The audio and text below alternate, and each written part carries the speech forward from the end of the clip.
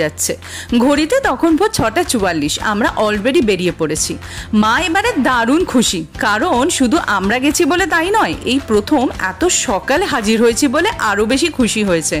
আগে কি হতো, মুখে বলতাম হ্যাঁ মা তাড়াতাড়ি আসবো, কিন্তু পৌঁছতে পৌঁছতে দুপুর পেরিয়ে বিকেল। কিন্তু এপারে নাতনির দৌলতে একেবারে সকাল সকাল হাজির আমরা। পুচাই সোনা রাতে আমাদের সাথে জেগে থাকে। সকাল 8টা সাড়ে 8টা নাগাদ ওনার ঘুমের টাইম হয়, তাই পৌঁছে প্রথমেই তাকে ঘুম পাড়ানো হলো। দুপুরে স্নান করে খাইয়ে আবার আরেক রাউন্ড ঘুম পাড়িয়ে তারপর আমরা জমিয়ে ইলিশ চিংড়ি দিয়ে করলাম আমাদের পেট পুজো। এরপর ঘুম থেকে উঠে রেডি হয়ে নিলাম।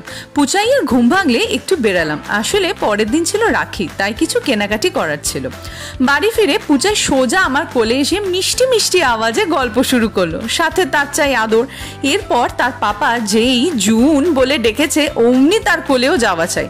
তারপর ধীরে ধীরে পাপার কোলে গিয়ে পাপার থেকে আদর খেয়ে মন ভরলে উনি আবার ঘুমিয়ে পড়েন। এদিকে রান্নাঘরে তখন মায়ের হাতে চিকেন পকোড়া রেডি হচ্ছে। গরম গরম প্লেটে চিকেন পকোড়া সাজানো হতেই খেয়ে নিলাম। আসলে পকোড়া ভাজার গন্ধতেই খিদে পেয়ে গিয়েছিল যে খুব। পরের দিন সবার আগে গোপুসোনাকে নতুন জামা পাগড়ি পরিয়ে সাজিয়ে দিলাম। কমেন্ট করে বলো গোপুসোনাকে কেমন লাগছে। তারপর পুচাই সোনাকেও স্নান করে রেডি করে খাইয়ে একটু ঘুম পাড়িয়ে আমরাও লাঞ্চ করতে বসে পড়লাম। এরপর সন্ধেবেলায় দাদারাও চলে এলো একে একে। এবারের রাখিটা আমার জন্য কিন্তু একটু স্পেশাল ছিল। প্রথম রিজন, পুচাই প্রথমবার রাখি পরাবে তার গপু দাদাকে। আরেকটা রিজন, আমার দাদা ভাই। প্রত্যেক বছর বড়দাকেই রাখি পরাই, কিন্তু এবার দাদা ভাইও এসেছে।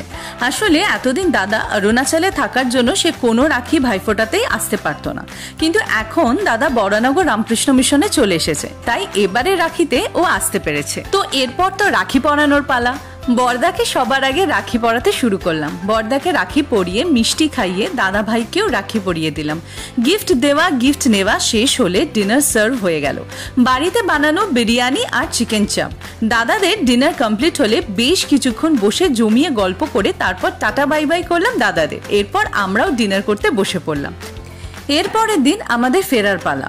ঘুম থেকে সেদিন পুচাই আবার তাড়াতাড়ি উঠে পড়েছিল। তারপর মায়ের কাছে অনেকক্ষণ ছিল। দুপুরে লাঞ্চে বাড়িতে বানানো মিক্সড ফ্রাইড রাইস আর চিলি চিকেন খেয়ে কিছুক্ষণ গল্প করতে করতে পেয়ে গেল ঘুম। পুচাইও ঘুমিয়েছিল তখন, তাই একটু আমিও ঘুমিয়ে নিলাম। এরপর ইভিনিংয়ে ফেরার পালা। মায়ের মনটা খুবই খারাপ হয়ে গিয়েছিল। নাতনিকে ছাড়তে খুবই কষ্ট হচ্ছিল তার। বারবার বলছিল আর 2-1 দিন থেকে গেলে হয় না বাবি, কিন্তু কিছু তো করার নেই, বাড়ি তো ফিরতেই হবে। তো মাকে টাটা করে এবার তো ফিরতে হবে।